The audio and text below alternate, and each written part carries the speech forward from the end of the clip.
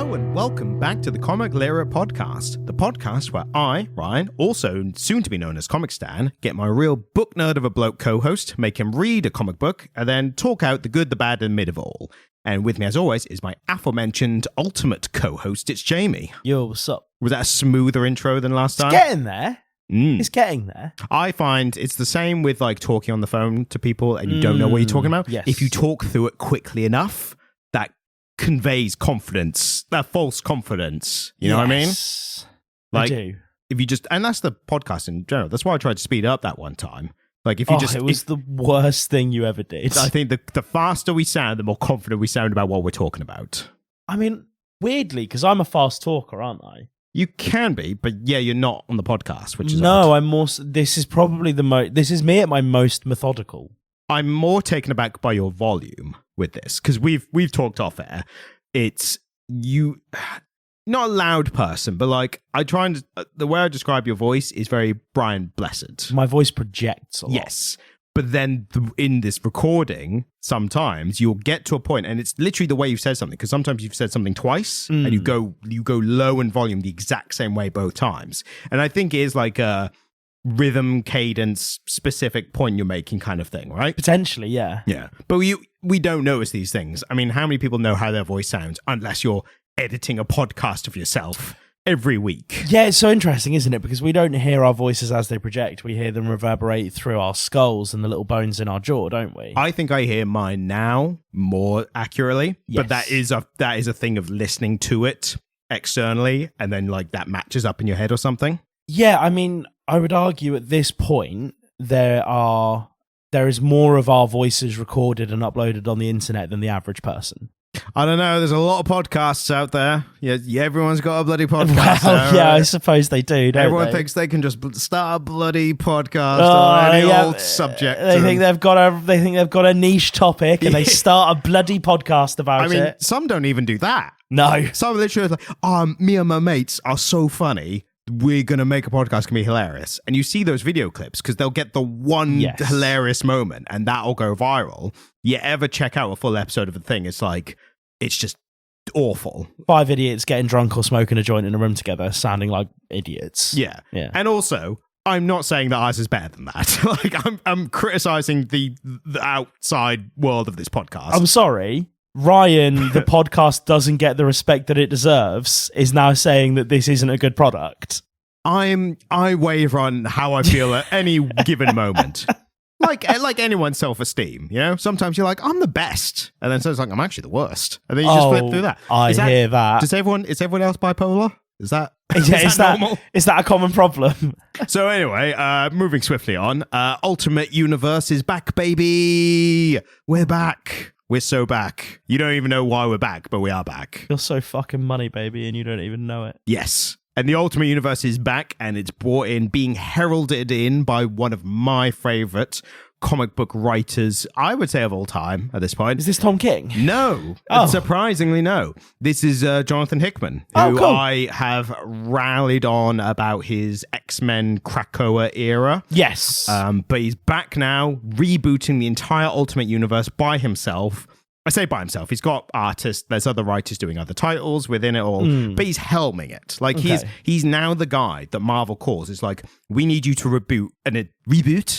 we need you to reboot an entire universe. So I'm familiar with the term Ultimate Universe, but I don't actually know what it is. I'm assuming it's just an alternate universe. Yeah, literally just an alternate universe where they can like, you know how they kept rebooting like titles, and now they're not even rebooting them, but they're just giving them number ones. Yes, yeah. Ultimate Universe at one point was when they were still adhering to certain rules. Right. So they were like, we want a new universe, we want stories to start. So basically what happened was Marvel 616 main universe, their Peter Parker was at this point like adult, married, like that was when I think this was pre One More Day. Like, was that the brief moment that they let Peter be happy for like 20 issues or something? They had marriage issues, but he was happier than he was after they stopped letting him be happy. But so he was like that. And they were like, maybe he'd be more appealing if we took him back to like 15-year-old high school kid, like as he was known in the 60s, like that kind of era. But obviously in the modern day. So they were like, well, we want to do this with a couple of titles. Let's just do a whole new universe.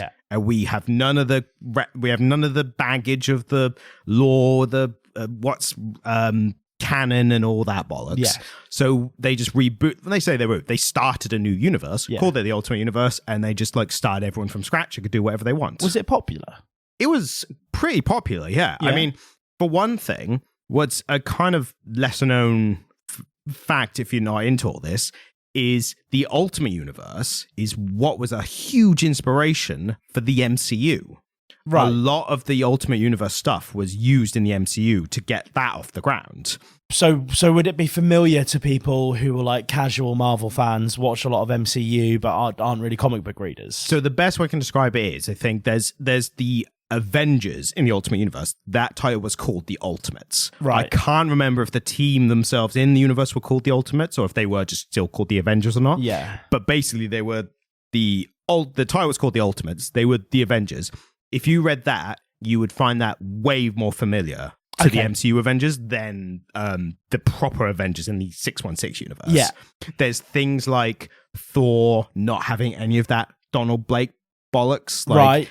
He's in the character in that he's they don't know if he's genuinely magic or if he's crazy. Like if he's just a crazy person who's like, I'm Thor, the God of Thunder, and everyone's like, are you though? Like, you haven't done anything impressive. You look the part, but are you though?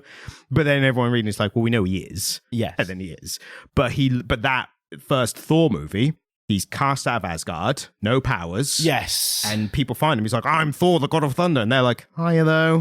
Like that's literally lifted from the Ultimates version. So they've used a lot of that. Yeah. Because again, I don't do a whole lot of research going into this, do I? Oh, that's why I'm here. And so you handed me a Spider-Man comic and I opened it and I'm reading it and I'm like, oh, great. They've done the thing that they like to do with Spider-Man at the moment, which is like, what if something different had happened? Mm. And then I started reading and I was like, oh, a cool pen. And that is kind of I think that's what they're going for from readers. Like, even if you know going into, like I knew this was an whole Ultimate Universe thing when I first read it. And I read issue 1 back when it first came out. When did this first come out? Like January. So it's very new. Oh, because I noticed the 5 issues that I read were all that was there and it wasn't a full volume yet. Mm. So it's just started January. The Ultimate Universe was kicked off middle of last year. Right. With a series called Ultimate Takeover or something. Hang on. I'm actually reading it right now. I'm doing extra homework. So Ryan now, this is the equivalent of a kid doing their homework hastily in the class in front of teacher. No, I'm just finding the name so I can remember. Right. Ultimate Invasion. Right. So I'm reading Ultimate Invasion right now because it's the explainer of how all this has happened. Yeah. So there's a lot to get into of like why the universe is before we get to the comic. I will put a time code in, but when we actually start talking about Ultimate Spider-Man, the comic, right? Okay. So the Ultimate Universe existed like I can't remember what year exactly started, but it was kind of middle of the 10s, right? Like around that kind of time. It was the thing that brought in Miles Morales. So they killed off the Peter Parker in the Ultimate Universe and they replaced him with Miles Morales Spider-Man. Which I remember. I remember that happening. So for a while, Miles Morales was the only Spider-Man in his universe. Yeah. Like I think they did the crossover like, oh, and there's a portal opened and whoa, you're another Spider-Man. And they did all that and they met, and I think Peter Parker, Miles Morales was like, hey, have you got any advice for me being like the Spider-Man universe? And Peter Parker, I think, is something like, make sure you have talcum powder in your suit because otherwise it will chafe. Like that kind of advice. And I suppose the expectation there is that he would have said, with great power. He's like, no, this is actual useful advice. This is useful Spider-Man advice, not Uncle Ben advice. So Ultimate Universe was kicking around. It was doing pretty well. Like people were enjoying it. The Ultimates, personally, like I read a bit of the Spider-Man, which was good. I think I read around the time that Peter Parker died and Miles Morales came in because I was like, ooh, what's going on here? I retroactively went back and read the Ultimates because that is a great Avengers story. Yeah. Then that universe takes a nosedive. Oh, right, okay. It got ridiculous. So is this them rebooting that? In a sense, yes, but it's in canon. So just to give you a couple of examples off the top of my head, I haven't done enough research, but a couple of examples off the top of my head, what was happening in this Ultimate Universe. Scarlet Witch and Quicksilver, they are Magneto's kids. So they're mutants who are twin son and daughter of Magneto. Right. Turns out they're not Magneto's kids. it's either heavily implied or revealed that they're Wolverine's kids for some reason. And Wolverine catches them at one point basically committing incest with each other. Nice. So are they aware that they're siblings? Oh yeah, it's a real Cersei, Jamie, the whole scenario. Yeah. The Blob eats what's her name? The Wasp. Janet the one from Ant-Man and the Wasp. Yeah, he like literally eats her whole. So Nightcrawler like teleports into his stomach and cuts out from the outside or something. So the Blob eats the Wasp's whole. No. Eats her, like bites her. I was going for a joke about the Scarlet Witch, about Quicksilver eating the Scarlet Witch's whole. Yeah, worse than that. Even worse than your joke. So the Blob eats the Wasp whole, like cannibalizes her, like not whole, like the Hulk eats Wolverine at one time. And he cuts out. I mean, like he bites bits out of her, like it's violent. The Ant-Man. This is the what's his name? Hank Pym version, so not the Scott Lang everyone loves now. Yeah, Hank Pym, the original one. He hits the Wasp because that happened like in the 70s. So they were like, let's bring it into the modern. They happened like once in the 70s is kind of what the character's now known for because of, different views on that kind of thing. Less tolerated. They brought in the Ultimates, but in this one, Captain America is like, finds out, and he goes to Hank Pym, is like, you need to, he's like, you need to go big right now. Like, you need to go giant right now because I'm going to beat the shit out of you. So he's like warning him. It's like, you need to go big because if you don't, I'm going to kill you by beating you. So I'm pre-warning you. So he gets big and Captain America beats the shit out of him. Like normal size Captain America. Yeah, it's Cap though, isn't it? Yeah, but giant man. Like still, it's a cool scene. But isn't when you go big with pin particles, it makes you slow, doesn't it? Yeah, in a sense, you are just a massive giant. So yeah, I guess so. So obviously, you know that I'm like super into martial arts, which is a weird thing to admit in 2024.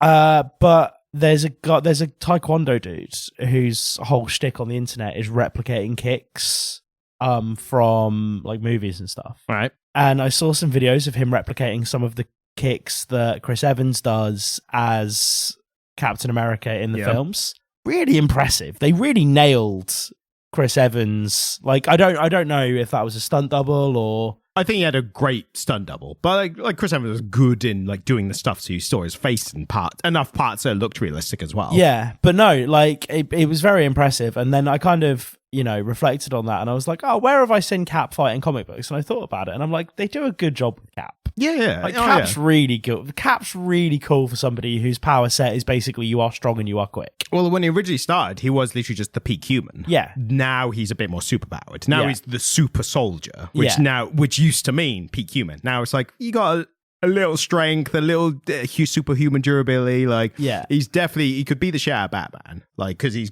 matches a lot of skills with Batman. Yes. But he's stronger and faster and that kind of stuff. Yeah. So yeah, Ultimate Universe. What you've just done here is very, very glibly just say, oh yeah, Cap could beat the shit out of Batman. I mean, there's going to be 1,000 million nerds who disagree with me, obviously. And can you do so publicly, guys? Because it really helps. Comment if you think I'm wrong and I should kill myself. Give us all the reasons that either Cap could or couldn't beat Batman in a fight. Again, I'll give the clarification. No clarification. No, the one that deserves to be said. If Batman didn't have prep time. Yeah, yes. Batman didn't have enough prep time. Yes. Yeah, absolutely. So Ultimate Universe just took a nosedive, like just went off the rails, just mental. Like one of the writers who was doing like the Ultimates at the time, I think he was having a really bad go in his personal life, and he just kind of let it like he was just like you could tell his heart wasn't in it, so he was just doing whatever to do like surprising, edgy, like anything shocking, that kind of stuff. Yeah. Basically got to a point where they were like, you know what? This is running out of steam. Like, I think we should just stop this. So that got to around the time of, lined up perfectly with them doing Secret Wars in 2016. Right. Secret Wars was it was the culmination of a years-long storyline, slowly building up of the incursions. That was the worlds are colliding with each other and they both get destroyed. But if one world destroys the other first, then they survive. So it becomes this interdimensional thing of like different worlds trying to like destroy each other before they get destroyed. And it gets down to like I think the normal universe and the Ultimate Universe. Oh, of course it does. But then what happens is because there's this whole thing of the Beyonders who are like arranging this all in the background. Doctor Doom is stealing the power from the Beyonders and makes himself God Emperor. Like, nice. Basically makes him God, essentially. So he makes Battle World, all different Ultimate, not even just the Ultimate, like all different previous universes, all just literally like jigsawed together into this weird amalgamation world. Then the people win. Mr. Fantastic and him and a few heroes, they manage to get on a craft that protects them from the end of a universe, and they land in the new one. And that was written by Jonathan Hickman as well, actually. Cool.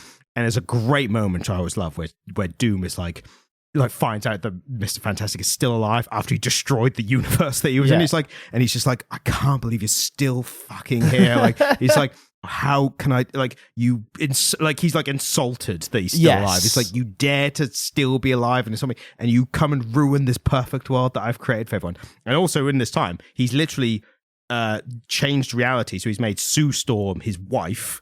He's made Johnny Storm the son, right? And he's made Ben Grimm the Thing a wall like that protects his realm. So he's like fucking. He's really gone for it. Yeah, but and Mr. Fantastic kids think they're Doom's kids. Yes, like that's how he's literally stolen Reed's life essentially.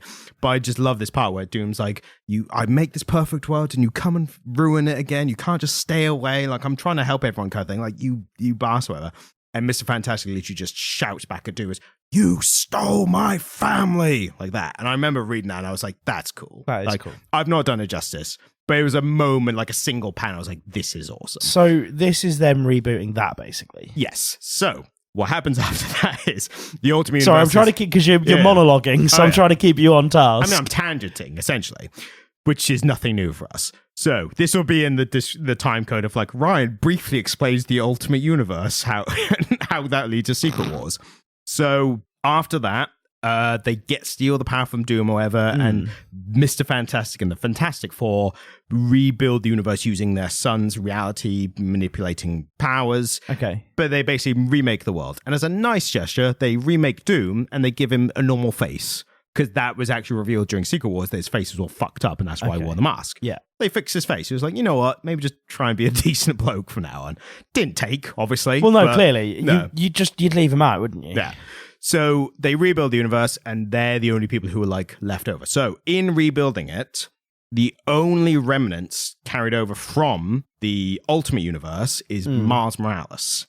And that's because when they were in this weird battle world, there was a character who was the key to blowing up the other universes called Molecule Man, and he's trapped in a way where Doom is like siphoning the power from him to be a god. Okay. And everyone who visits him, he asks, "Do you have any food?" They're like, "Well, no." And then at one point, Spider-Man, Peter Parker and Miles Morales find the Molecule Man, and he goes, "Do either of you have any food?" And Miles Morales is like, "I do actually have a burger on me." And Peter Parker's like, "A what? Like, how long have you had that? Like, we've been on the raft for like a couple of days. Like, it's been in your pocket the entire time."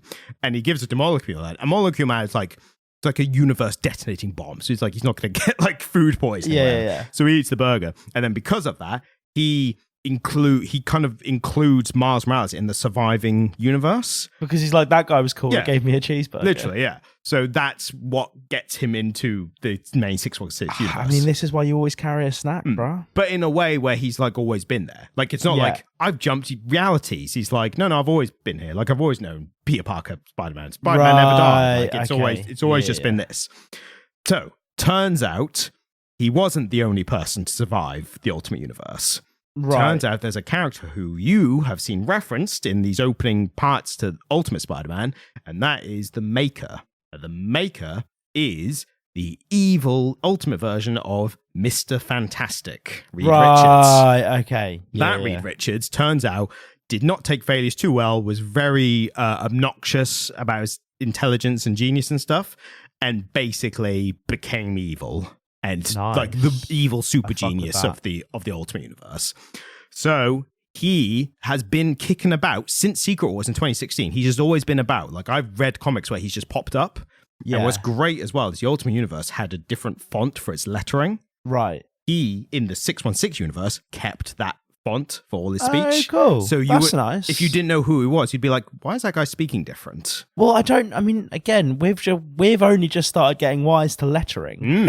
Exactly. It's only just started to become like a consistent topic on the podcast, doesn't it? Exactly. So he has been kicking around, and it turns out his plan that he's been building up since 2016 was to recreate his home universe. Right, okay. And he's the only one, like Miles Morales kind of was reboot into this universe. Yeah. The Maker actually survived the universe destroying in the same way Mr. Fantastic did. They built ships that were like immune to universe destroying energies or whatever. You know how it goes. Shenanigans. Yeah, shenanigans. He's so good at shenanigans that he survived. Yeah. So now he stole a bunch of stuff from the Avengers and the X-Men and stuff like this, and he recreated this universe. And what's crazy as well, I read this in Ultimate Ultimate Alliance or Ultimate Invasion. He actually stopped by Miles Morales' home before he set all the stuff off, and he captures him. He literally wakes up in an anti-gravity thing because he's Spider-Man. He's like, don't climb onto walls or anything, like you're trapped here kind of thing. And the Maker literally goes, hey, just so you know, I'm rebooting the universe that we're from, because I think Miles Morales has since discovered that he has come over in some way. And he goes, I just want to stop by and just see, do you want to come with? Oh, okay. Yeah, and really like a seemingly not evil Just thing. like, I'm doing some evil shit, but I'm doing it in the service of getting my universe back, and you're also from there. Do you want to come home? Yeah. And literally, and Miles Morales, I think, asked him, like, did you think I'd say yes? Like, did you think I would agree to come back? And Maker's just like, I didn't really think about that. It was more just, I think if someone else did this, I would have wanted to be asked. Like, I would have wanted the invite to go back to the home universe. Miles like, nah, I'm good, actually. And he's like, all right, let me know if you change your mind. And he gives like a blank card or something. Peace out, kid. Yeah. So he steals all the stuff. He literally steals it in a way where he lets the Avengers know that he's stolen it. Because Reed at one point, that he's stolen all these like big devices and stuff. And Reader's like, you realize he knows it's already too late. And and the only reason he hasn't done it yet is because he wants us to be there when he does. Right. So they get there, and he's literally got like an impenetrable shield where he's doing it all. He's like, "Oh, you made it! Like I'm now starting it off or whatever, and I'm going to go through the portal, and you'll never be able to find me because it's encrypting through a Krakoan X-Men mutant thing." Yeah. But before he goes, he just says he's literally like halfway out, and he goes, "By the way, Reed, Mr. Fantastic, just a question: if you could write me out of existence, would you?" And Reed is literally just like, "Yeah, I would." And Mr. The Maker, I'm literally going to find the page because I think it was such a like good quote when he says it. And he literally says, "I'll keep that in mind," and then leaves. Oh, well, that's pretty ominous, isn't it? Pretty fucking ominous. So, Ultimate Universe is now rebooted. Okay. But as you've seen, I think from the opening, the Maker's made it in a way where the superheroes don't exist. Yes. And the end of this first issue of Ultimate Invasion is young Peter Parker at this science expo thing, and a spider lands on him, and the Maker's like, whoop, there was a spider on you there. It's a good thing I caught it in time. Oh, right, okay. Well, that context would have been really fucking helpful for me. It tells you in the beginning. No, it tells you like on issue 3. No, hang on. Let's. It might be issue 1, in fairness. It might be issue 1. As soon as I'm like, let me check that. Yeah, maybe it's issue 1. It says at the beginning, just for clarification for the listeners, sorry. 20 years ago, the Maker prevented a radioactive spider from biting a young Peter Parker. Oh, where does it say that? Like page 1. Like literally, look, if I go... Oh, I wasn't reading that shit. Well, that's important information. I wasn't reading it. There was one of those in every issue. I didn't read any of them. It's literally like 3 sentences of a paragraph. I just assumed that it was surplus requirements. If you're watching a film and it comes up with like a bit right in front, do you, like the Star Wars crawl, do you intentionally not read that? You read the Star Wars crawl? Do you not? No, never. I couldn't tell you what's in the crawl of any of the Star Wars films. I couldn't recite it, but it contextualizes the next like couple of hours that I'm watching. Yeah, it's jazz. Wow. No wonder you get confused often.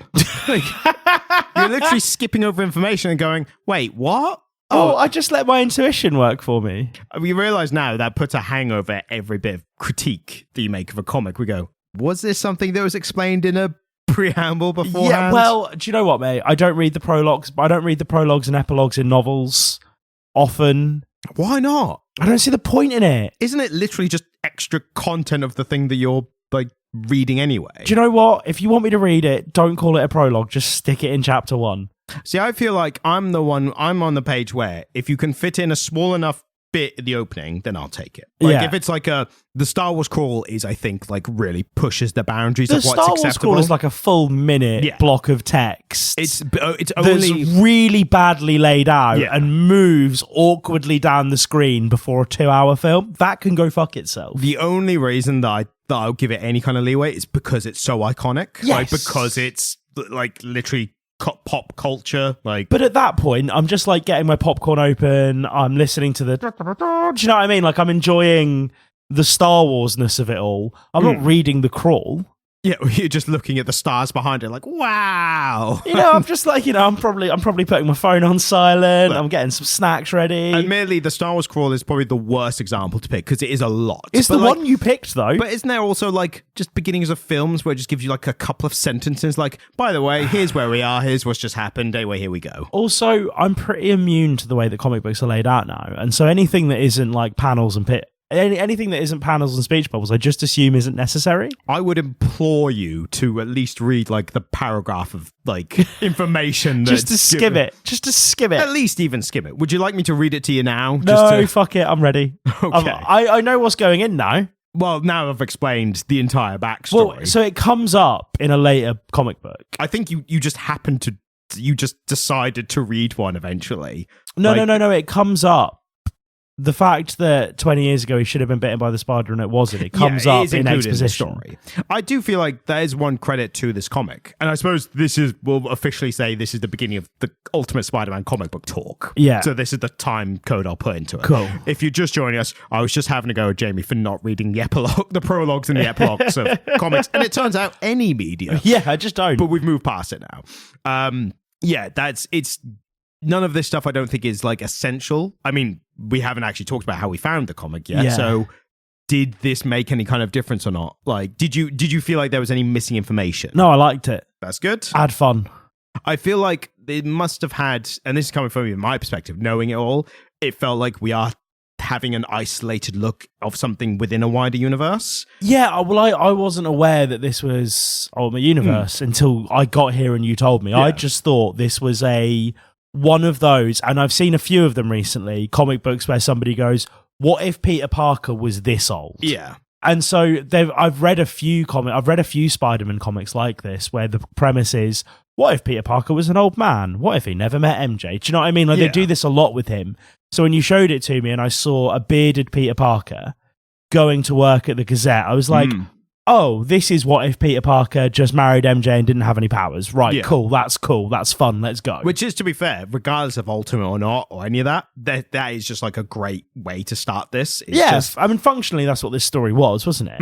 And I don't think it's not a case where all the superheroes just leave normal lives and then become superheroes. Like, I think he's quite unique in this. Yes. There's actually a bit I'm going to find as well from Ultimate Invasion again, which is just, I thought it would be an interesting thing. So what has actually happened to the heroes? So the Maker has literally traveled through time and changed their lives. As you see this in Ultimate Invasion. So I thought it was really cool that the Green Lantern wasn't necessarily a bad guy. Wrong universe. What do you mean? Green Lantern, DC. Green Goblin. Green Goblin. Norman Osborn. Yeah, and so I thought it was... spoilers for all first 5 issues of Ultimate. We're getting into it. Yeah, so I thought it was really cool that the Green Goblin wasn't Norman, it was Harry. Yes. And Harry is James Franco's character in... Harry Osborn is James Franco's character in the Tobey Maguire Spider-Man films, isn't he? And traditionally, Norman Osborn is always Green Goblin. Yeah. Harry Osborn is usually takes the mantle at some point. Oh, does he? It's fairly common. Like, right, but I thought like good guy Green Goblin as Harry Osborn using Stark's tech. I'm like, that's a really fun, interesting idea. Like, well done, guys. That gripped me. I thought that was really cool. Didn't see it coming. And I should have seen it coming because they did redesign Green Goblin's suit to look more like one of Tony Stark's Iron Man suits. But then the thing with this whole alternate universe stuff, again, outside of Ultimate or not, they always do a little redesign, which is actually part of one of my critiques of this. Because I love this. Like, I should say, I read the first issue when it first came out, and I told you, I said, I've read the best Spider-Man I've read in years. Yeah. And now we're reading it all.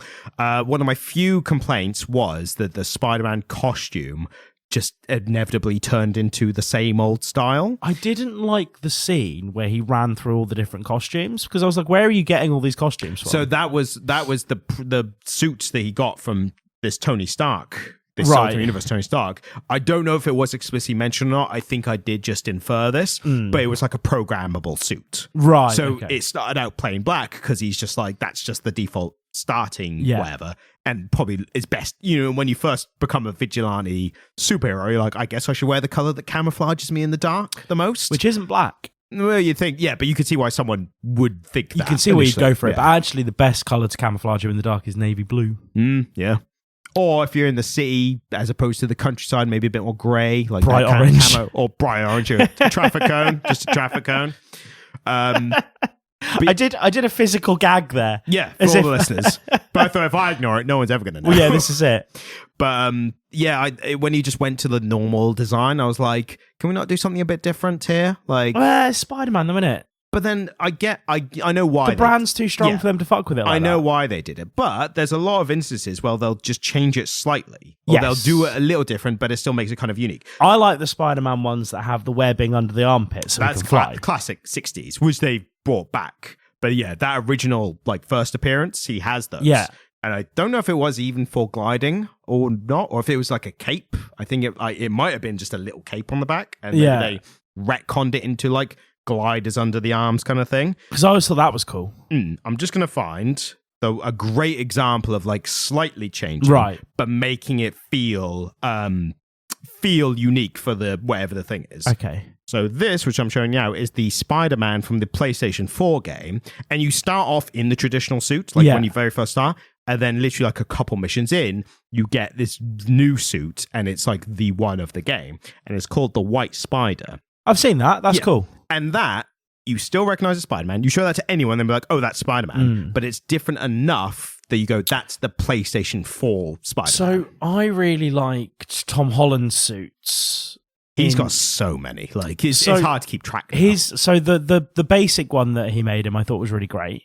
But then the Iron Spider, I thought was just the coolest Spider-Man suit. That's from Civil War. Yes. Yeah. But I thought that was cool. Yeah. But again, I suppose they're all really riffing on the traditional red and blue Spider-Man, aren't they? Well, yeah. And it's always going to be red or blue. Like, again, I didn't need like a drastic change, but I feel like this was a moment to kind of cement as like, here's what this Ultimate Universe Spider-Man looks like. Recognizable, but different enough. And maybe it's asking a bit. I mean... But really, he just looks like the Amazing Spider-Man. Yes, exactly. The 616 Earth Spider-Man. Yeah. So I feel like that was a bit of a letdown. I like Peter Parker's human character model here, though. Oh, it looks so good. Notably better than the 2020 Amazing Spider-Man one. Was it 2020? The one we reviewed. John Romita Jr. Yeah, that was 2023, actually. Yeah. So notably better than that. Yep. I liked Peter Parker with a beard, but not full coverage. I should say as well that this was, I've mentioned, writer Jonathan Hickman and art by Marco Checchetto. Does the artist change at any point in this? I don't think so. I'd have to go through the issues just to have a look. Starting with the arting. And we're going to talk about some art. So I really liked the art in issue 1, particularly Mary Jane, right? I thought he did a really, really great job with Mary Jane. And I'm just going to show you some panels. So that first couple of issues, the art looks fantastic throughout. And I remember thinking, oh, wow, this is really quite good. The art does change. Yeah. The art does change. Yeah. And so, because they had this really great character design for Mary Jane. And then by the time we get to the dinner scene between MJ, Harry Osborn, Gwen Stacy, and Peter Parker. Which is essentially the entire issue 4. What a state that is. Like, they completely changed. So the new artist rounded off her face shape and made her look really janky. And it's such a drastic change from the first issue in the run where she looks fantastic. Yeah. it was so noticeable to me that I clocked that there was a different artist without... Yeah. There was David Messina, who you'll be happy to know is listed as guest artist. Yeah, so maybe the other guy was just on like paternity leave or some shit. Yeah, like he was just on sick leave. Stepped in, and issue 5 was Messina as well, actually. Yeah, so that issue 4 was just a hot mess in terms of the art. Yeah, that issue 4 when they were having that dinner scene was really sloppy, and I took so many screenshots because I was like, "Wow, this art's been really great up until now." But there's just bits that he gets wrong that are like physics stuff. So look, there's a scene where Gwen Stacy's holding a wine glass up to her face, and he keeps showing people reflected in the wine glasses, but Gwen Stacy's holding a wine glass up to her face, and you can fully just see Peter Parker mirrored in it. Obviously, a wine glass wouldn't reflect. She's not holding a flat piece of reflective exactly, material. And so it's almost as though the wine glass has a flat mirror taped to the outside of it because it's not contorting his face in any way, which a convex piece of glass would. You can't see through it to her face, so it's completely obscuring her face. But then a panel later, he does get the glass right. That is what light going through a glass looks like. And so it's like he conveniently forgot entirely how fucking physics works just so that he could show Peter Parker's hastily and badly drawn facial expression mirrored in a piece of glass. And I was like, why bother? I guess they were trying to do it, and I'm playing devil's advocate here, just literally for motivation or intention. I get they were trying to do a Gwen saying something and his reaction to it in the same way, which is a clever thing if you get it right. Like in film and TV, like if you set up a shot where it mirrors a character and you go, oh, that's clever. I think they were going for that, and maybe in that moment went, I'm just going to reflect the face and... like it's worth it to break the rules of physics for a second. It's a big swing and a miss for me, though. It took me shit. Honestly, that issue, I was really, really enjoying it, and then the art was so sloppy, and that dinner scene takes up a big chunk of issue 4, doesn't it? It's the issue. It's the entire issue. And it just took me right out of it because the art was so piss poor.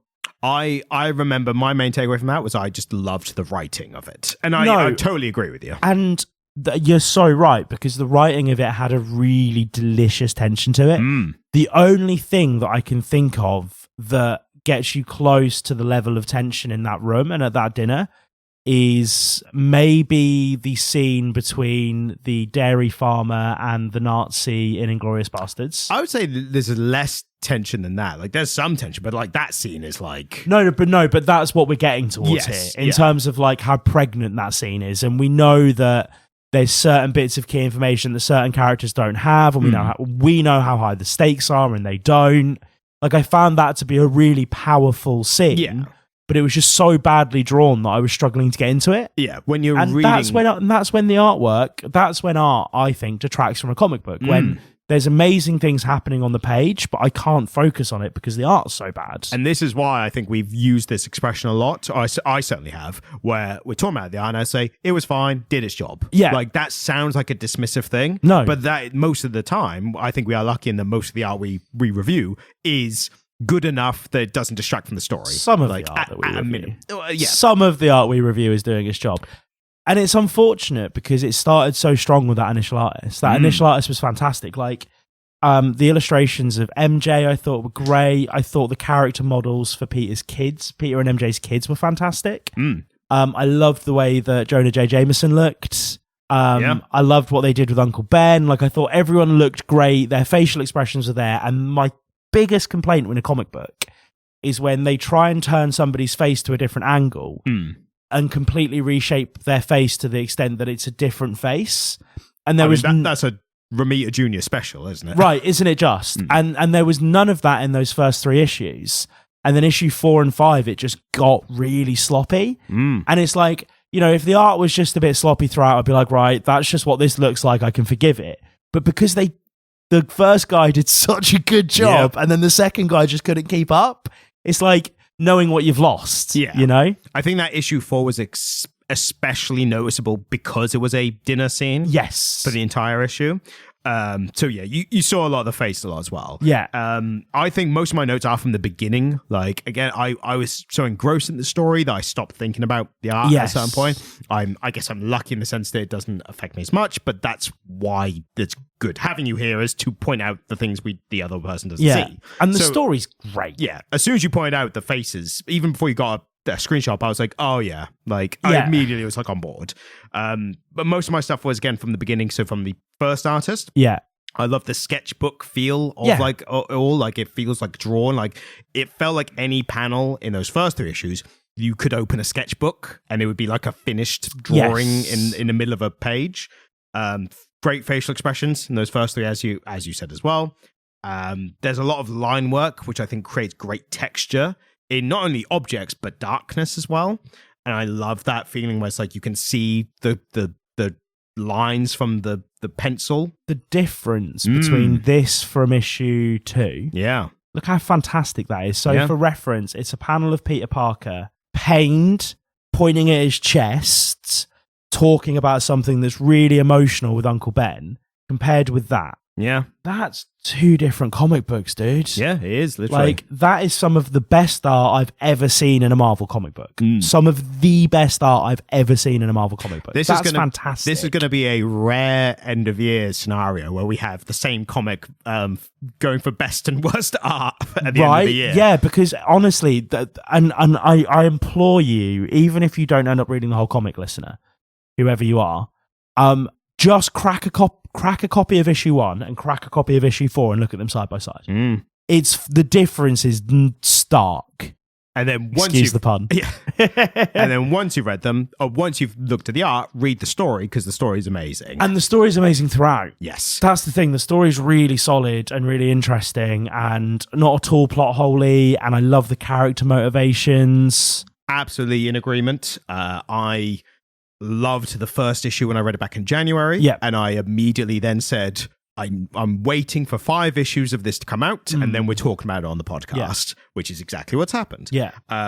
The first issue I felt was so refreshing as a Spider-Man comic, especially after the Spider-Man we had read recently. Because we've done so much bad Spider-Man. Like Amazing Spider-Man wasn't great.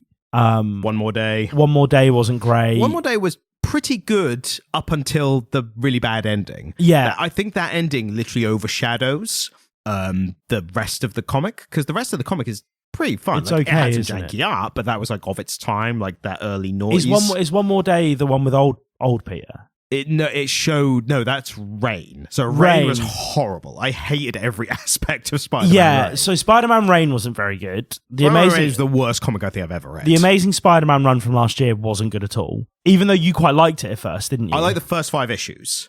I like the story of the first 5 issues. One More Day was really hit or miss. And so reading this, I was like, yeah, I agree with you. It was really refreshing. It was nice to see a really grounded Peter. Yes. It was nice to see Peter. Well, I suppose, and this is on reflection, what I think is really interesting about Uncle Ben's remark and this kind of this one phrase that runs through Spider-Man and informs so much of the Spider-Man content, which is great power comes with great responsibility. And actually what we're seeing here is a Peter Parker who has been able to come of age and have a life before Spider-Man. Yeah. And so he's had a life without great responsibility. He's just been responsible for, a family. And actually he's really grounded and really settled, even though there's some stuff that he's, worried about. Yeah. Like, I think the biggest difference immediately is the fact that MJ is, once she's revealed as his wife, goes, all right, what's wrong? What do you want to talk about? Yeah. And he goes, I want to talk to you about it, but I can't right now. I've got to go work, but we will talk later. Yeah. And immediately that is a modern, refreshing take on the original, any kind of content, film, TV, whatever. It'd be hey, what's wrong? It's like, nothing's wrong. I'm fine. Yes. Like, don't worry about me. And then it builds and builds. So it's like, all right, fine. I'll talk about my feelings. Like, that was like 10, like noughties, 10s, kind of progressive. Like, I'll talk about it, but only at the absolute last minute to avoid a mental breakdown. This is the modern version of, I'm aware of my feelings and my mental state and emotional state, and I'll talk, and we will have a conversation as adults do. Yeah, it was lovely, wasn't it? Yes. It was lovely to see a well-functioning marriage in media. Hickman knows what people want. Hickman, people just want Peter and MJ to be together and be happy. And he gave it to him. And everyone immediately went, oh my God, this is the best Spider-Man comic I've ever read. Like, right? Ultimate Spider-Man hit like records of like number of issues sold in local comic books. Really? I went in the comic book store after I read this. I read this digitally, and then I spoke to them. I was like, hey, how is this like done like sales? I literally went in to buy a physical copy. Right. I was like, how much I loved it. And they were like, yeah, we're sold out. Like maybe there'll be some left of like the next print that's already got pre-orders, like even though it's already come out once. And I said, how is that for like recent sales? And they're like, it's the best comic done in like years. The closest near it was first issue of Void Rivals. Right. Void Rivals did really well because that was like Kirkman, Transformers, G.I. Joe, all that. Yeah. And I think people at the time, Void Rivals came out, people went, oh my God, Void Rivals is doing really well. And then Ultimate Spider-Man just blew out of the water like a month later. I get it though. And do you know what? I think that's a really positive thing because it's an indication to me that still within this industry, which does churn out a lot of crap, let's be honest. Yep, 100%. It's churning out a crap Amazing Spider-Man series right now while this is being released. Absolutely. But then something good comes out and it's something human, isn't it? There's something really human about Peter's relationship with Ben. Yep. And you know that it was really lovely to see Uncle Ben as something more than a mouthpiece for that one line. Then a motivation and a martyr. Yeah. And this is it. And I think the most powerful thing for me was when Peter Parker was worried about Uncle Ben, or Jonah Jameson, JJ, Triple J. Yeah, Triple J was worried about Uncle Ben, and he sent Peter to talk about him. And Peter mentions that we're worried, and he says, "Well, no, talk to me plainly. Who's we?" And he said, "I'm worried." He said, "Well, when your parents died, you know, does the grief ever go away?" And he says, "No, I think about it every day." And he says, "Well, that's how I'm feeling." Yeah. And that was such a beautiful and succinct description of grief. Yeah. And it was such a lovely human moment between these two characters. And again, exactly as you say, I'd only ever seen Uncle Ben as a martyr. And whenever you see Uncle Ben in a Spider-Man comic, you're waiting for the line, right? Yeah. It's either in a film where you're waiting for the line, or like more recently, it's like alternate universe was like, I'm in a universe where I didn't die, like that. And it's like, wow, this is wacky. Like, you're meant to be dead. This is a lot more of like not only is he alive, he's not just suddenly returned. It's not a clone. It's not a robot. It's literally just they've had a normal life for their entire lives. And now Aunt May's died. Yeah. Tragically. But yeah, and it just, I don't know, it struck me as really powerful, and I really loved that moment. This is why I keep rallying about how good Jonathan Hickman is, because not only can he do these small, like, intimate conversations and dialogue and moments and character stuff, but he does the big universe stuff as well. Like, he is a double threat in a lot of ways that writers, like comic book writers, just aren't. No, I think you're right. Like, I do think you're right. Rare. He, again, I always mention this bit from his Fantastic Four run from like fucking decades ago now, but it sticks with me even still. He had that. He does all this big universe stuff, and there's the alien alternate universe, a dimension army about to cross over and all the bollocks. And then you have the moments, like I keep saying, where Sue and Reed's kids, the Fantastic Four's children, are friends with Doctor Doom because intellectually they're just on a similar level, and he's not her parents. Yeah. So, what's her name? I can't remember her name. The daughter of the Fantastic Four, Val, I think, Val or Valerie. But she literally has no one on her intellectual level to talk to except the arch enemy of the Fantastic Four. And that's such a fantastic idea. It's excuse the pun. It's a really well considered idea, and it's a beautiful concept, and it's sort of, you know, it's just human, and it's humanity. It shows it reveals character of Doom, because Doom has also always been someone who respects intellect. He doesn't tolerate fools to the extent where he will murder people if he doesn't consider them like smart enough to be valuable. But then you have this moment where he develops a connection, because initially he's like, well, you're my enemy's daughter, but you know, you're close to me in intelligence, so like I respect you in that way. Yeah. And then that develops into like seeing his enemies as more human as well. So it's fantastic writing from here.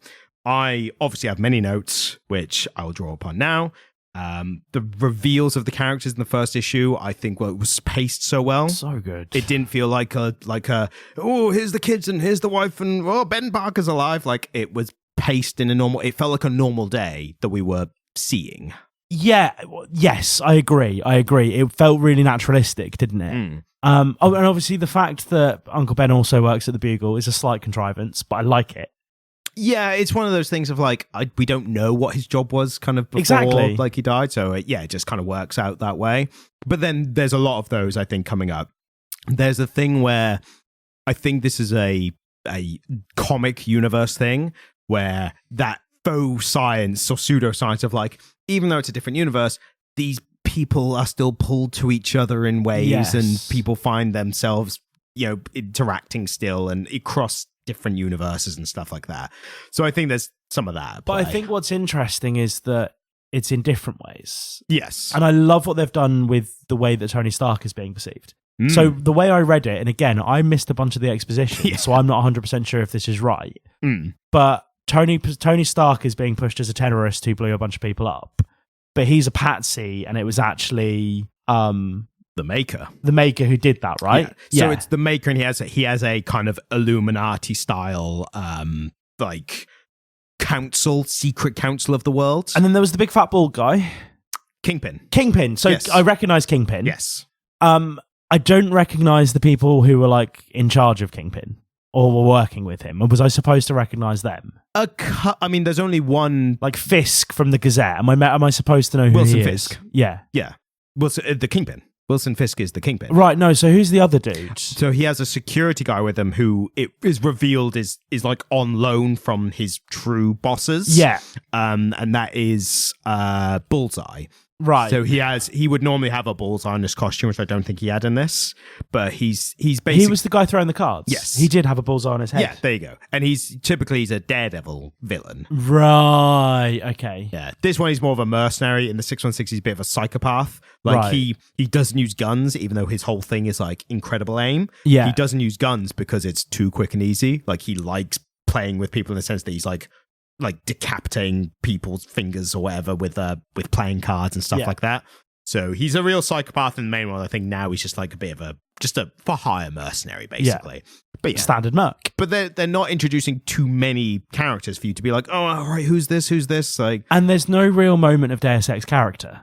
No, not at all. But I love that I've coined that. Yeah, the Deus Ex character. Yeah. It's also what I've found so refreshing about this series as opposed to the standard monthly release comic is there's not a fight in every issue. No, doesn't need to be. No, but we've read good comics where they still adhere to that. Yes. Like the Nightwing comic for a couple weeks ago.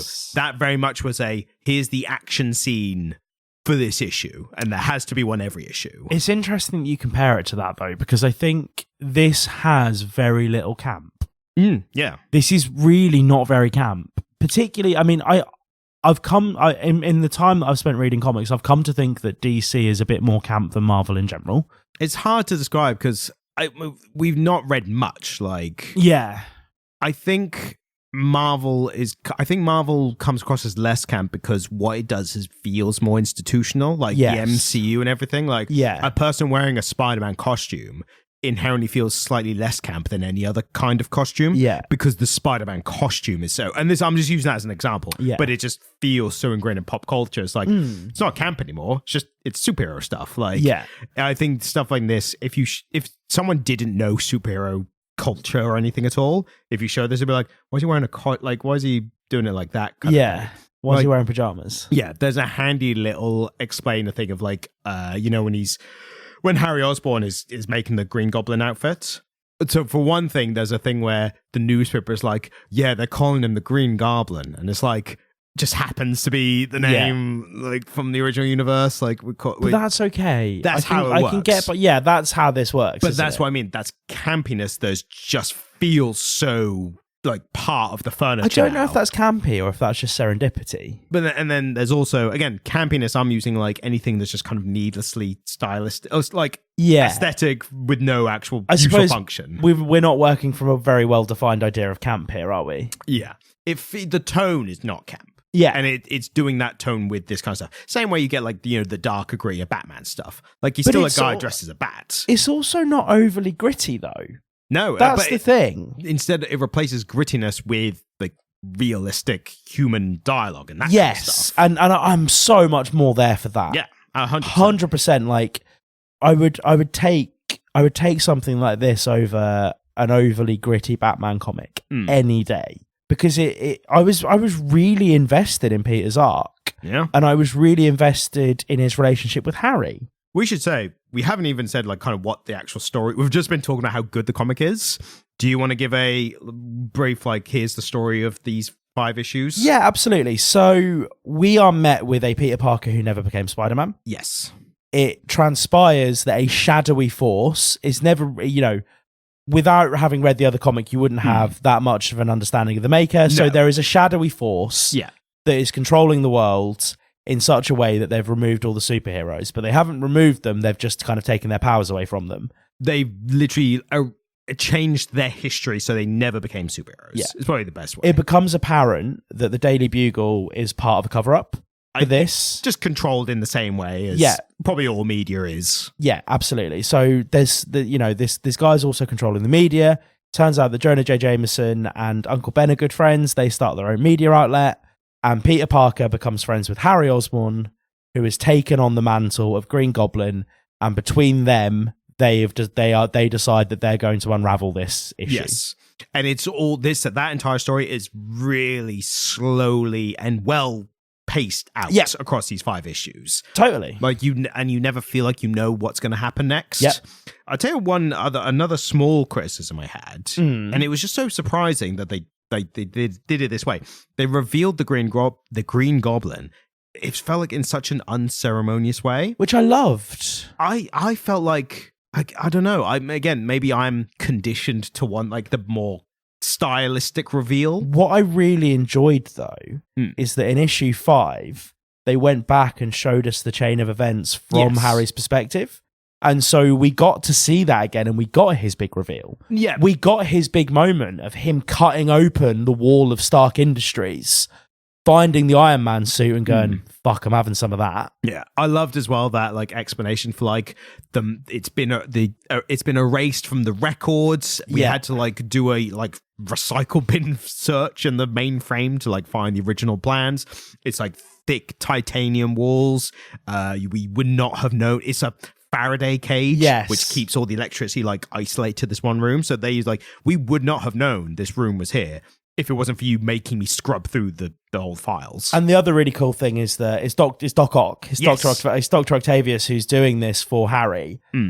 And they give him the glider, and Harry says, well, doesn't the suit fly? And he goes, yeah, but that relies on the arc reactor, and I'm a bit scared of that. And so that just really cements how deep the lore is around Tony Stark's brilliance. That even, because Harry and Norman Osborn are really intelligent, aren't they? Yes, yeah. Doc Ock is really intelligent. Oh yeah, 100%. Peter Parker is really intelligent. Yeah. All of these really intelligent guys are looking at this arc reactor going, I don't want to fuck with that. And again, it's it's part of that within the MCU. Tony Stark is pegged as being he's a genius, but also he's a genius engineer. Yes. He's really amazing at fabricating and building things. And so the idea that he would have built something that these 5 great scientists all stand around in a room looking at going, oh, I'm not really sure if we can fuck with that. That's really congruent with everything I know about Tony Stark, particularly post MCU. Yeah. What's interesting is, I think this is kind of supports what you're saying with a slight correction, which you would not know if you only read this. So if you read this, you think it's all just Tony Stark stuff. Reading the Ultimate Invasion, it turns out it's actually Tony Stark's dad, Howard Stark. He's still alive in this universe because he was never killed he was never assassinated by the Winter Soldier. Right. Because the Winter Soldier didn't exist. Exactly. Yeah. So Howard Stark is the main Stark. It's him and a guy called Obadiah Stane. And that's why nobody had heard of Tony, because Tony hadn't taken over Stark Industries yet. Tony was literally the child of a billionaire. But it does reveal that Tony is still fiercely, he's as intelligent as Howard Stark. Like, he understands all the same stuff. Yeah. He's just not had to step into the position or anything. But what's happening and what I'm reading in Ultimate Invasion is Howard Stark is being kind of courted to join the secret alliance of like secret rulers of the world kind of thing. And I don't know what's happening yet, but I know what's going to happen to an extent from the Spider-Man one. But I still don't feel... I'm literally like 2 issues away from finishing it. Yeah. And I still feel like I don't know what's going to happen in between. I know the end point, but the journey is still really interesting. So equally, as much as I was really excited to see a Peter Parker who didn't have to take up the mantle of Spider-Man as a teenager, I'm really, really excited to see a Tony Stark who didn't have to take over Stark Industries and deal with his dad dying. Yeah, a more well-adjusted. Right. Potentially well-adjusted. He might be a spoiled brat. And this is it. What we might get is Damian Wayne. A little bit, yeah. Like, we might get a Damian Wayne here, as opposed to and again, the idea that Tony Stark... Because Tony Stark couldn't be any less adjusted than the Tony Stark we see often. And what's interesting as well is Howard Stark is a raging alcoholic in this as well. Fully functional. Like, he's still a billionaire genius, like... Playboy philanthropist. Still, like, head of industry. Yeah. But he's the one building everything. He's also always got a drink in his hand. So it's interesting that he's got that, but Tony seems not to. Also, Tony goes by Anthony in this. Yes. Which maybe is like... him not rejecting like his parents kind of like I think he was called Anthony, like he was literally addressed as Anthony as a kid. Yes. So I think in the main 616 he chose Tony as like, I'm gonna choose my own name. Yeah. In this one he's like, no, I'll be Anthony. Like I'm happy with it. He doesn't have any trauma associated with it. So I'm really excited to see him, because when I kind of thought he was dead and a terrorist, I thought that was really interesting. But then the idea that he's not, and he's still a good guy, but there's a shadowy media conglomerate basically propagating out to the masses that he is that, using propaganda to, sell that story, and that he's somewhere off planet ready to come. Like, that's so cool. I'm so excited to see Tony Stark in this, because I mean, Tony Stark and Peter Parker often turn up in each other's stories, don't they? They have more recently, like especially since Civil War. Civil War was where they kind of converged in that story, but also Tony kind of betrayed Spider-Man in that, so then they kind of went off again. I think now they're coming back again because of the MCU and Tom Holland, Robert Downey Jr. But yeah. The Robert Downey Jr., the chemistry between Tom Holland and Robert Downey Jr. was fantastic in those films. It was, but then there was also that bit in Endgame where, like, Tony Stark has just done the snap and he's just killed Thanos and his army. And spoiler for a film that came out a few years ago. If you listen to this and you haven't seen Endgame, I don't know what you're doing. Yeah, this is for comic book nerds. But after he's done the snap and he's lying there, I think there's, I think it's War Machine is like the first one to like get to him. So his friend Rhodey, and then Tom Holland, Spider-Man, is there. He's like, Mr. Stark, we did it. Like, are you okay? Kind of thing. And you see behind him, there's Pepper Potts, his wife, and it's literally like I felt, and apparently this is I've heard other people have this said to as well, but people in the audience were like, get out of the way. Like, his wife is there. Yeah. Like, fuck, you've known him like a month. Like, fucking get out of the way. But it's just like, we did it, Mr. Stark. We did it. It's like, his wife's just like, I think he's died. Can I have a minute with my husband, please? Like, but you can see why they were like the mentor-mentee thing and all that. They were pushing that narrative in the story, weren't they? Exactly, yeah. You'll be glad to know that there is the Ultimates version of the Avengers coming soon in comic. Yeah, who else is coming? So who else are they bringing into this universe? So is there anyone I'm interested in? Just looking in the cover, it looks like it's Anthony Stark, Iron Man, I guess we have to say. So he's getting his own whole run. No, he's part of the Avengers. He might be getting an individual run as well. So can we read that? Because we've never done Iron Man on the podcast. Yeah, we'll do an Iron Man. I mean, there will be an Ultimate Iron Man at some point for sure. Yeah. I think the reason he's part of the Ultimates here is because, like, as you saw, he is literally getting a band of heroes together. So he's getting the band back together. Yeah, a band that was technically never together, but he's bringing them together. So what's interesting is he does literally he drops off like a package for Peter Parker, and it has to say, hey, you are meant to be a big hero, and here's the catalyst for your powers, and it's the irradiated spider. Apparently what happened was the maker, when he went and stopped all these powers from happening and superheroes from being created, he literally kept an artifact from each kind, from each event. And for Spider-Man, he literally kept the spider. He Horcruxed it. Yeah. But then Anthony Stark, in a way that I haven't seen yet, has gone, I'll have that back, and here you go, and let this spider bite you, and you'll be a superhero. What's interesting is in the Ultimate Invasion, I've actually got a list of, so this is from the maker, his like data, his documents. He's got a list of like a checklist kind of all the superheroes and what he did. So do you want me, as a kind of a slight game, mini game, can you remember like Marvel mainstay heroes enough to ask me about their status, and I'll tell you what their status is listed here as? Yeah, okay. Hulk is a very interesting one. Robert Bruce Banner, he is listed here as, so status ranges from like active, inactive, captive, controlled, deceased. Yeah. Bruce Banner is controlled. And it also lists the artifact that the maker kept as a blood sample. So in Ultimate Invasion, there is a Hulk, and I don't know if it's Bruce Banner or not, because they only refer to him as Hulk, and he doesn't look like Bruce Banner at all. But he's one of the secret Illuminati guys. Like he's one of wouldn't he? The main people in charge. But he's the head of like this religious cult that practices like patience and like not getting angry, basically. It's great. But yeah, he's one of the main guys. So. Cap, old Steve Rogers is listed as undefined. And it's blank. So we don't know what's happened to him. So actually, in the Ultimate Invasion comic, Maker went to the ice where he was meant to be dug up from World War II, and he wasn't there.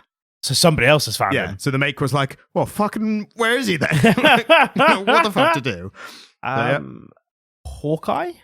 Not listed, so probably not important enough. Not a super. Yeah. Thor, interestingly, the Maker put Loki on the throne of Asgard, and then Loki was kept as keeping Thor captive in Asgard. So, I mean, an ultimate Thor of him trying to do a jailbreak would be sick, because basically anyone that's listed here is going to get a mention, right? Like we're going to see them at some point. I think so, yeah, because the Ultimates page, like the front cover, it's the Avengers, so there's Thor's on there, Captain America's on there, looked like Doom might have been on there. Was Deadpool on there? No. You should think right now with him being a hot property. They'll do other stuff. Like I don't think he ever had like an Ultimate run. Like that was kind of I before he got suppose popular. The thing is that Deadpool is so like fourth wall-y and meta. The idea of giving him an Ultimate run just feels a bit You'd pointless. be like, what am I in a different universe? Like it's this just that is it. joke Yeah, all the it'd just be Wade Wilson making comments about it the whole time, and it wouldn't actually be that interesting, would it? Yeah. Who else can I think of? I mean, I've named. I suppose we know what's going on with the Fantastic Four guy. So what's interesting, the Fantastic Four, the Maker shows that what he did was he delayed their initial space adventure, their test fly, wherever it was, delayed it by a couple of hours. So they missed the cosmic cloud that gives them the cosmic rays that turns them into superheroes. On the list here, they are listed here, Reed Richards, controlled. The thing he took from him was apparently a dedicated library, which no idea what that means yet. Yeah. Susan Storm, deceased. Jonathan Storm, deceased. And Benjamin Grimm, deceased.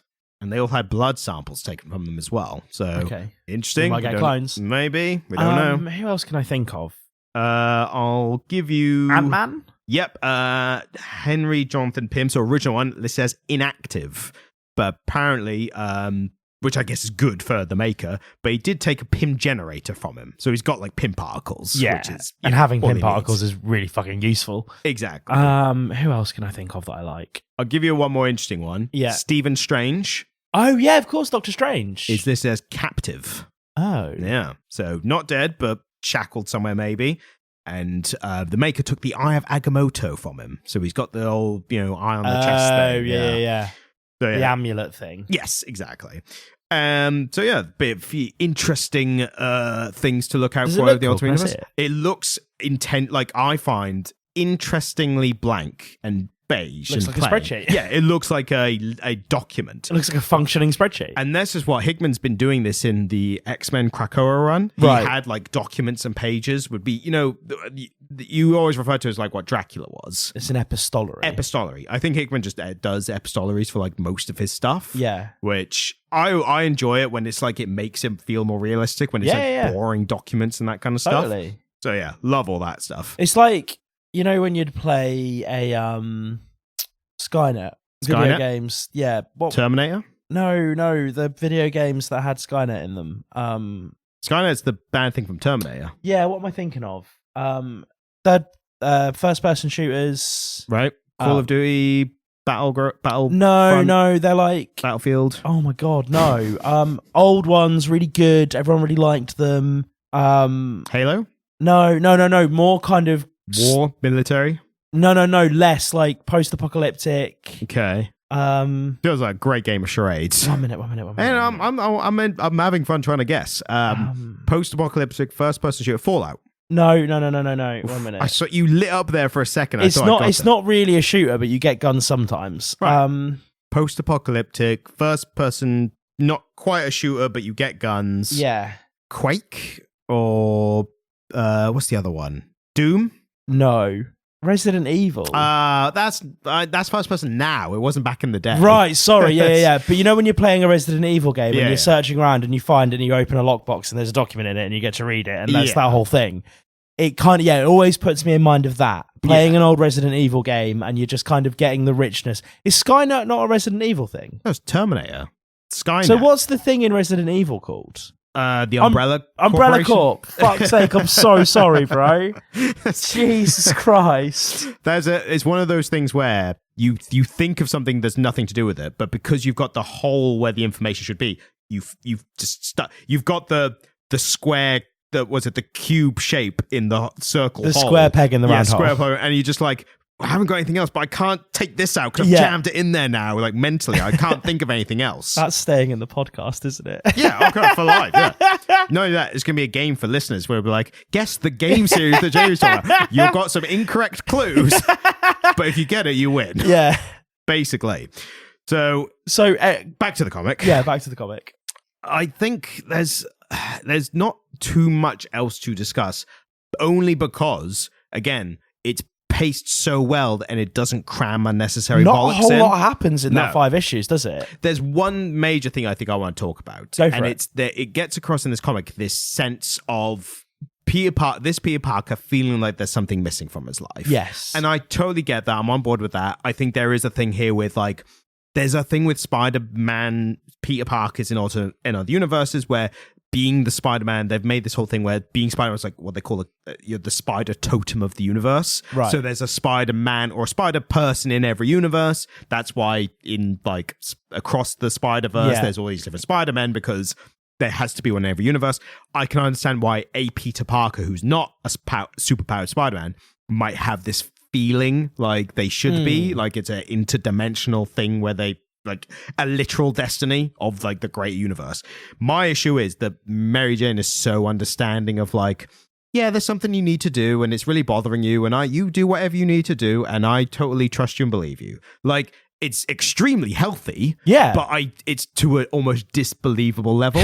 Nobody's that healthy. Well, like the fact when she's just like, does this affect us? And he's like, nah. He's like, well, I'm fine. Like, I'll take your word for it and you do whatever you want. It's like, that's great to aspire to. And maybe in this, world of superheroes and all this, like that's, I should allow that. It just came across really like, it feels like this is not just a missed opportunity for tension. Yeah. It feels like you've created this scene and this moment where there should be tension and you've cleverly written yourself out of it. Yes. Like, I don't know. It felt too neat and tidy for Mary Jane to just be like, whatever you need to do, you do it. Like, I can tell something's really wrong with you and you don't want to talk about it, and that's fine. But I suppose she also exists in a world that doesn't have supers. Yeah. And so she's not thinking he needs to go do something like that. She's thinking, maybe you're feeling maybe you, my genius husband, my highly intelligent husband, is feeling a little bit unfulfilled, taking photographs for a local newspaper. And you supported me a couple of years ago when I started my own business. So it's my turn to support you while you go and do whatever it is you need to do right now. Totally. And like that's, I mean, and I get it. I do understand. And in a world where people aren't always that healthy, I suppose it becomes unbelievable, but it is beautiful. Yes. And again, I guess this is the thing of like, a person gets superpowers and decides to fight for good and stop crime. I'm like, great. Someone is to a superhuman level, secure and well-adjusted. I'm like, that's unbelievable. Like that's a stone too far for me. Like, I'm calling it though. They're killing her off in this. Maybe. I bet it they makes are. sense. I bet they're going to kill her off. It does seem they're building up to it where Harry Osborn's kind of like, oh, also inclusion of Gwen Stacy. Gwen Stacy, yeah, great reveal. So, because I've seen some Spider-Man content where Gwen Stacy is his eventual love interest, right? His first love interest before Mary Jane. Right. They were love interests in high school or just after high school. Right, okay. Yeah. And not a lot of people know that because Mary Jane's normally the love interest. So people have forgotten about Gwen Stacy. And then because Gwen Stacy's sometimes Spider-Girl as well, isn't she? More recently, there's kind of one universe where she is. And right. And she just got so popular that they kept her in it. And they referred to as Spider-Gwen. She's Spider-Woman, but we refer to her as Spider-Gwen. But her just being like a high-powered businesswoman was really cool. Yeah. And the bit of female excellence. Yeah. And the Harry's just like, I trust her implicitly. I tell her everything. And that's all good stuff. Again, great aspiring to. It's just, it feels weird, the characters like not having these excuses for tension like build up. What I think is nice is that on some level, these superheroes for a long time, certainly at the early inception of them with like the first Superman runs, were aspirational. Yes. It was aspirational masculinity, right? Yeah. And I think it's really cool that finally in 2024, one of the aspects of like absolute aspirational masculinity is emotional health and healthy relationships. Yep. And, like loving, trusting relationships with partners, because that hasn't always been something that's been represented well. Not at all. No, and it's certainly not something that's been seen as this aspirational thing for men. And I think it should be. Yeah, no, absolutely. Again, it felt to me like this one moment where, again, as you say, if the thing was that Mary Jane was like, maybe you need to quit your job and start a new job, whatever. The fact that she was just like, you do whatever you need to, and I trust you implicitly. It's like, even a healthy couple, realistic couple would be like, maybe we should talk out if you're going to make a big life decision that concerns our entire family. Yeah, no, and I think you're right. I think you're absolutely right. In retrospect, I hear you. And again, I'm excusing superpowers and dimensions and all that bollocks. It's unusual for this level of well-adjustment for a superhero But comic. I suppose one of the things that we've been praising this comic book on the entire time is how realistic these relationships are. Yes. And so if these relationships are so healthy as to not look realistic, then maybe that is a really valid gripe that you have. Like, I see the validity in what you're saying. And also, this is that thing of when a comic is really great, you notice the imperfections a lot more. Yes. Like, again, what's so good about their relationship is Peter using a line that felt very real, where he says, I want to say something, I don't want to say something and not be able to take it back. Yeah, because that's so true. It's just a fully encompassing line. Like, people aren't that eloquent in real life, but we excuse that because this is fiction. But that line is such a good encompassing feeling of like everyone's probably been there in some way, in some point, but never articulated it as clearly as that line does. I think I might as well say we're to the point where I just squeeze in my details at the end. Yeah, do it. I think we've covered the points. But obviously we have to do the theme tune. Yeah, the same theme tune we always do. Yeah, as we always do. And that theme tune, as we know, goes, hold up. Brian's checked his notes and he's got a few more things to say. I feel like we do this often. You could join in with the last line. I never do this one with you, though. You never remember it. That's the no, problem. this is the thing. Every week for the past 2 years, I've never done it with you. And the last line, obviously, is before we wrap up the episode, both get on with our day. There you go. So little things which I thought were just cool little Easter eggs for the comic book nerd. Matt Murdock being included. Do you know who Matt Murdock is? Daredevil. Good I memory. didn't clock him. He was the priest. So Father Murdock. Oh, Father Murdock. Yeah. I didn't clock that. That's really cool. And maybe this is an interesting thing because I was going to compare it to the Neil Gaiman version from that 1602. Yeah. Where he was like, that man is more, he's a real daredevil, a bloke, that man. Like, he looks like he runs with the devil and he knows no fear. And, and I like comparing this, I thought this was much better, but because the casual reader actually might not have known who it was and might not have known that it was a reference in the first place. So maybe there's an in-between. I missed that. Yeah. maybe there's an in-between that's not quite either way. But I think an Easter egg that a lot of people would miss is cooler. Yeah. Like, I would much rather you pepper a bunch of things in, and if you notice it, you notice it. If you don't, you don't. Because that's way cooler for the guy that does notice it. Yeah, because I go, ooh, that's Matt Murdock. But yeah, I don't know how many other people would catch it or miss it. Like, yeah. Maybe one day we can take a poll. And we'll see what happens. Of the thousands of listeners that we may or may not have currently. I love may not have currently. I love the gag with J. Jonah Jameson because he's normally shouting Parker. Yeah. And he shouts Parker and he's looking at Peter Parker. He's like, oh, hey, Peter. Parker. And it's Ben Parker. It's like, that's great. Like, you know the characters well enough to like subvert it in the great way. Love Shocker. He's a classic. Yes. A classic like street level thug kind of. Always got a bit of a mouth on him. Like he's always a bit fun. I loved his not being scared or basically he's not, for lack of a better term, shocked when Spider-Man turns up because there are no superheroes here. Yeah. So presumably we have villains doing villain shit with like powers and technology and stuff. But in this instance, he's like, oh, are you like a villain as well? And Spider-Man's like, no, I think I'm actually here to like stop you from doing that. And then Shocker does this whole like, yeah, actually, you've convinced me. Let's shake hands. Like, really? Yeah, that whole scene's fantastic. And love seeing a Spider-Man who doesn't know what he's doing. Yes. Feels very real. I like the breakdown of the powers. Yeah. Him explaining the spider powers. Yeah. At one point, he just goes, everything's a lot more sticky now. And like, I can take a beating. Yes. I think that'll be important later. It's like, boy, like, you're a Spider-Man fan. Always takes a kicking, doesn't he? That's one of his powers. Like, he does just take a kicking really well. We never think about it, but absolutely, that is like one of his biggest aspects. I think I like the subplot of Jonah and Ben starting I mentioned it earlier. Yeah, I thought that when initially I thought they were literally going to start a new newspaper because it seemed like they were getting the whole building and everything. Yeah, and I was like, that's like on the one hand, what else do they do? Like they say that, like what else can we do? But on the other hand, it's like, are you starting? And is it wise to try and launch a new newspaper? And then it turns out in like issue 4 or 5. They're doing a website and it's literally called The Paper. And I thought that's a good like so melding. As I've seen it, but because the Bugle is so central to Spider-Man, like you can't have a Spider-Man story without talking about the news media. And so much of Spider-Man is about his perception in news media, if you think about it. Yeah. Like it's a central aspect of the character because often one of the ways that Peter Parker will make his money is by getting these really great shots of himself as Spider-Man and selling them. Which he does again here. And then if you think about, the most recent Spider-Man films, the Tom Holland ones, there's this whole thing about the perception of Spider-Man and public perception. Yep.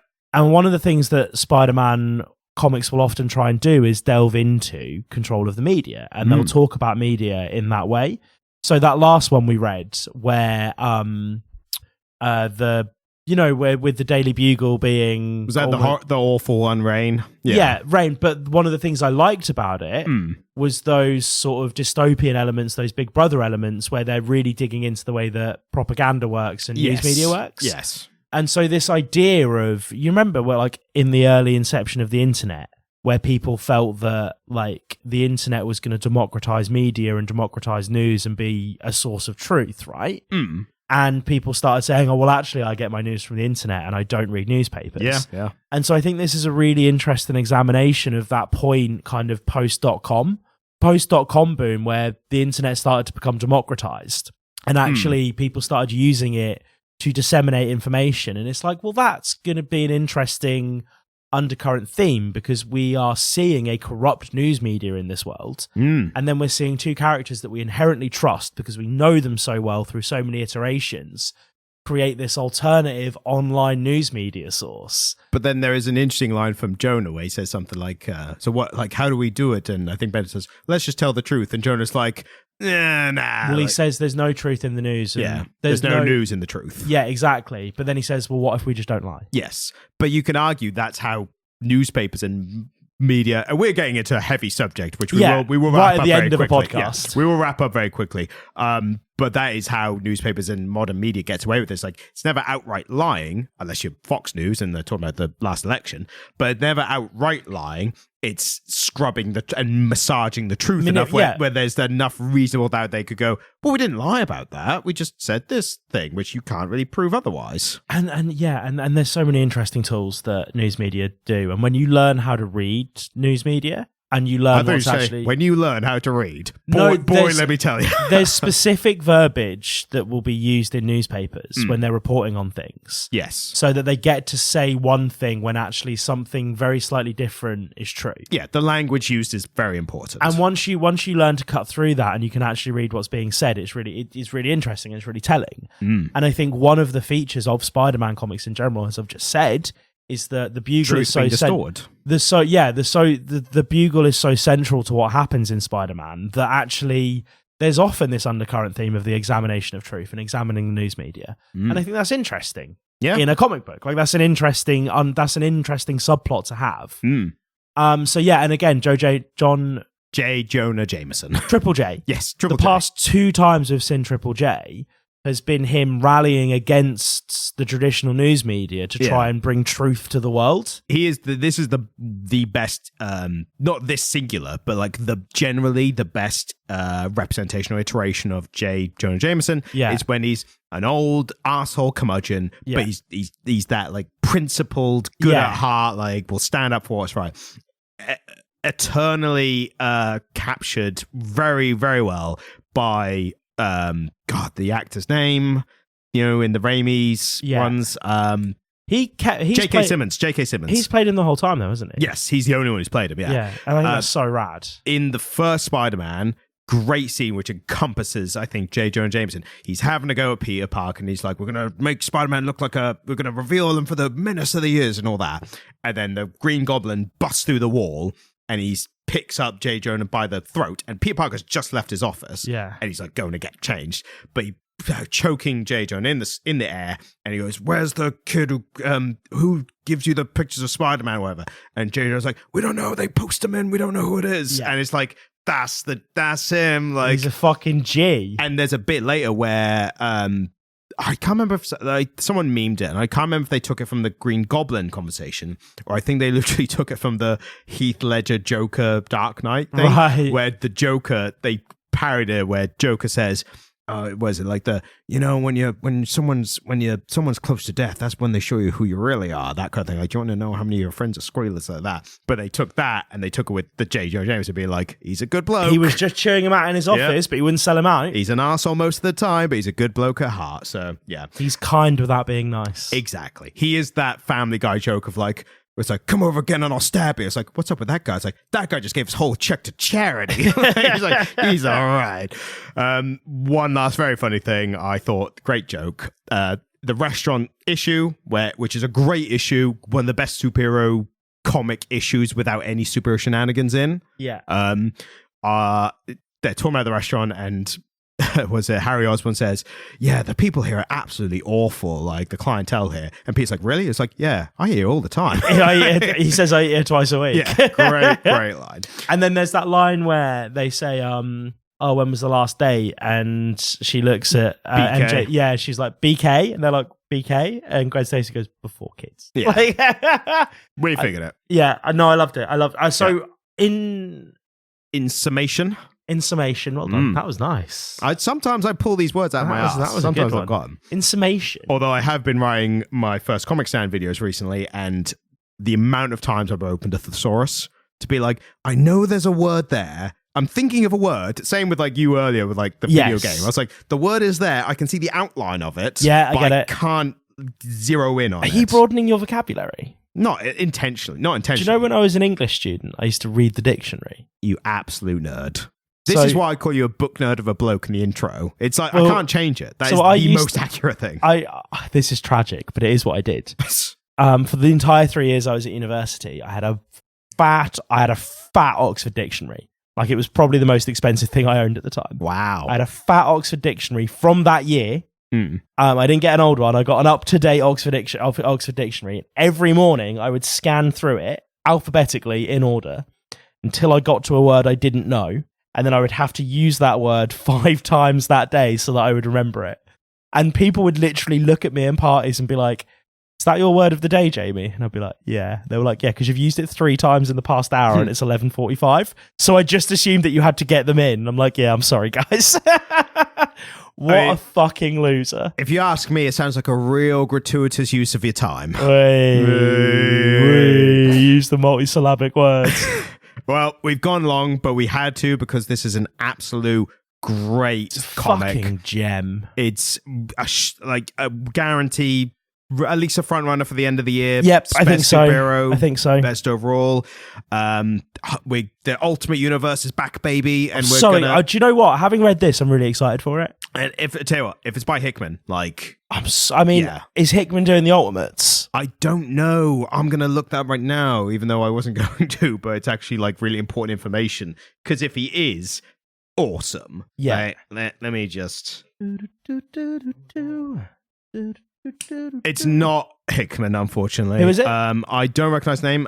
Dennis Camp. Well, we'll see. But again, if this is anything to go by, if this is setting the standard for what this new alternate universe stuff is going to be, Ultimate Universe stuff is going to be, it could be really special. I'm hoping that, despite Hickman not doing this specifically, that he's still like the kind of showrunner of the entire universe. Because that was what he was on the X-Men. Like he set the entire universe. And even though he wasn't writing them, he was involved in like editorial decisions and stuff. Exactly. Right? He was literally called, his title at Marvel was the head of X. So he was like the head of the entire. And imagine head of Ultimate Universe. If you had that job title, you'd have business cards made, wouldn't you? Oh, 100%. Hi there. My name's Jonathan Hickman. I'm actually the head of X. Here you go. Here's my card. It's like, head of what? It's like, well, it's one letter. It's not hard to read. Come on. I'm head of X. We don't know if he's as much of an asshole as us, so we don't know if he'd do that or not. Jonathan Hickman, if you're listening, we just gave you let us know. Yeah, we just gave you a glowing fucking review, mate, which we very rarely do. I've been singing your praises for years. Yeah, Ryan's been singing your praises for years. I just gave you probably the best review I've given a comic book this year that isn't some like indie title. Is definitely from a big 2. Yeah, this is definitely the most highly I've rated a Marvel or DC comic in the past year. It's definitely this year. And you just kind of gave that allocation to Nightwing recently. Yeah, because Nightwing was fantastic. But this is way better. Yeah. This is so much better than Nightwing. And you know what, as well? I mean, maybe, to be fair, release schedule, not in the Eisner Award talks, but I think they have maybe a cut-off like when this was only like 1 or 2 issues out. Yeah. So next Eisners, if this isn't in there, I'm going to be... it depends on how it finishes, doesn't it? True. Do you know how long a run it's going to be? I assume, I think it's just going to be ongoing. Like, this is the Spider-Man Ultimate title. Like, it's going on. Hickman, for as long as he wants to write it, like, he wrote X-Men for a few years. Yeah. So he wrote Fantastic Four for a few years. I can only assume he's might just going to hang around for a few years. Yeah, I think he's just going to be on it for as long as he inspired to. If they can sort that art back out, if they can get the original artist back in for issue 6 and he keeps working on it, I think we'll be onto a winner here. Potentially, he might have kind of secured his spot in Marvel where he's like, I've got a great idea. I'm really inspired. I've got like really creatively, engaged in this idea. It's like, I've got enough for like 2 years worth. And they're like, okay, what happens after 2 years? Like, I'm done. Like, you can keep it if you want, because that's X-Men kept going for a year or 2 after he left. Did the quality stay up? It did. There was a Kieran Gillen who took it over, who is a really good... He has written something that we have read, which we did enjoy. I can't remember off the top of my head what it was. Right. But he's definitely, like, I've enjoyed his stuff. Yeah. So he was a good choice. And Al Ewing of Immortal Hulk, he took over. Al Ewing's fantastic. Different titles, yeah.